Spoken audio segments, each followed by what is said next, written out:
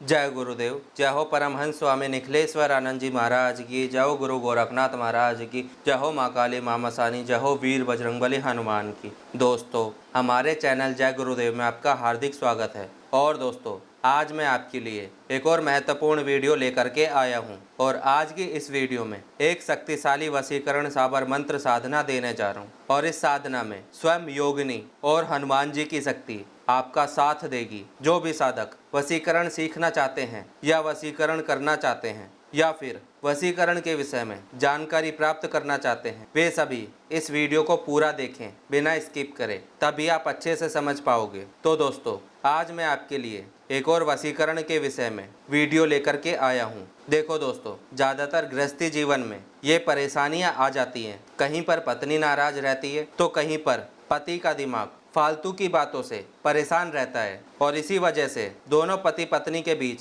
झगड़े रहते हैं। तो दोस्तों, अपने गृहस्थी जीवन को बचाने के लिए, सुख और आनंद के लिए इन साबर मंत्रों का प्रयोग करना चाहिए, जो कि बिल्कुल भी गलत नहीं है। इससे पहले की जो वीडियो मैंने आपको दी है वो स्त्री वशीकरण के ऊपर दी है। तो दोस्तों, इस मंत्र को सिद्ध करने के लिए इसकी विधि समझना बहुत ज़रूरी है। वैसे इसकी भी विधि पहले वीडियो की तरह ही है, लेकिन फिर भी मैं आपको बता देता हूँ, क्योंकि कुछ साधकों ने मेरी वो वीडियो नहीं देखी है तो वो नहीं समझ पाएंगे कि क्या करना होता है मंत्र को सिद्ध करने के लिए। तो दोस्तों, एक तो इसमें प्राण प्रतिष्ठित रुद्राक्ष की माला की आवश्यकता पड़ेगी। और अगर आपको प्राण प्रतिष्ठित माला चाहिए तो उसे प्राप्त करने के लिए डिस्क्रिप्शन में इंस्टाग्राम का लिंक मिलेगा, मुझे वहां पर फॉलो करें और वहीं से आप प्राण प्रतिष्ठित सामग्री प्राप्त कर सकते हो। तो दोस्तों, अब इस साधना में आपको क्या करना होता है पहले ये समझ लो। इस साधना को आप किसी भी शनिवार की रात्रि से प्रारंभ कर सकते हो। साधना के लिए एकांत कक्ष होना जरूरी है। साधना शुरू करने से पहले स्नान आदि करके फ्री होकर साधना कक्ष में बैठ जाएं। इस साधना में एक शुद्ध देसी घी का दीपक लगाना है, एक मिट्टी की हांडी लेनी है और उसमें थोड़े उपलों की आंच रख लें और थोड़ा सा लोबान ले लें। और फिर मंत्र को बोलकर जैसे ही मंत्र समाप्त हो तो थोड़ा सा लोबान लेकर उस अंगारी में धूनी लगा दें। ज़्यादा लोबान नहीं डालना कि आपके कक्ष में धुआं हो जाए। थोड़ा थोड़ा लोबान डालना है। जैसे एक बार मंत्र पढ़ा और थोड़ा सा लोबान उस अंगारी में डाल दिया। और दोस्तों, इस तरह कम से कम 144 बार आपको मंत्र को पढ़कर उस अंगारी में लोबान की आहुति डालनी है। और दोस्तों, ये साधना आपकी 21 दिनों तक चलेगी। जैसे पहले दिन करोगे वैसे ही लगातार 21 दिनों तक करना है। बीच में एक दिन भी गैप नहीं रखना। कभी बीच में आप छुट्टी करके बैठ जाओ, इसमें कोई छुट्टी नहीं होगी। लगातार 21 दिनों तक इसी क्रिया को करना है। 144 बार मंत्र को पढ़ना है और 144 बार लोबान की आहुति देनी है। और इस साधना को आप ग्रहण काल में भी कर सकते हो।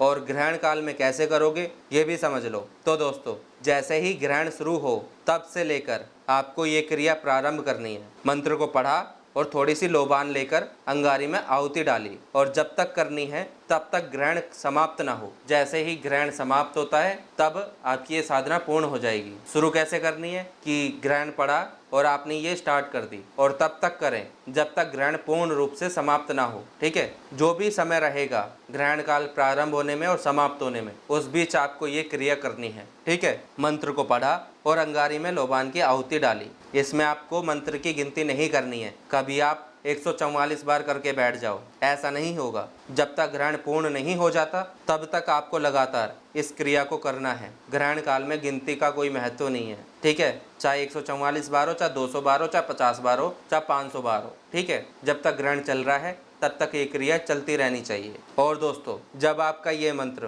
पूर्ण रूप से सिद्ध हो जाएगा तो इस मंत्र का उपयोग कैसे करना है ये भी समझ लो। तो दोस्तों, इस प्रयोग को करने के लिए एक फूल ले लें और उस फूल पर मंत्र को 7 बार पढ़कर उस पर फूंक मार दें और उस फूल को इस मंत्र के द्वारा अभिमंत्रित कर दें। तो दोस्तों, जब आपका वो फूल अभिमंत्रित हो जाए तो फिर उस फूल को किसी भी तरह से उस पुरुष के पास पहुंचा दें। फिर जैसे ही वो पुरुष उस अभिमंत्रित पुष्प को सूंघेगा तो वो पुरुष आपके वश में हो जाएगा। अब ये आपके ऊपर निर्भर करता है कि उस पुष्प को आप कैसे उस पुरुष तक पहुंचा सकोगे। फिर जैसे ही वो पुरुष उस पुष्प को सूंघेगा उसका मन परिवर्तन हो जाएगा और वो पुरुष पूर्ण रूप से आपके वश में आ जाएगा। और जब वो आपके वश में आ जाएगा तो उस पुरुष से संबंधित आपके जीवन में किसी भी तरह की समस्या ही नहीं आएगी। देखिए दोस्तों, अगर आप इस वशीकरण का प्रयोग जन कल्याण के लिए करते हो या फिर अपने टूटते हुए घर को बचाने के लिए करते हो तो ये उत्तम है, तब आप इस प्रयोग को कर सकते हो। लेकिन अगर आप इस मंत्र का उपयोग किसी को नुकसान पहुंचाने के लिए करते हो, अपने स्वार्थ के लिए करते हो, तो ये बिल्कुल गलत है, फिर इसका दंड भी आपको मिलेगा। तो इस चीज का आपको ध्यान रखना है। तो दोस्तों,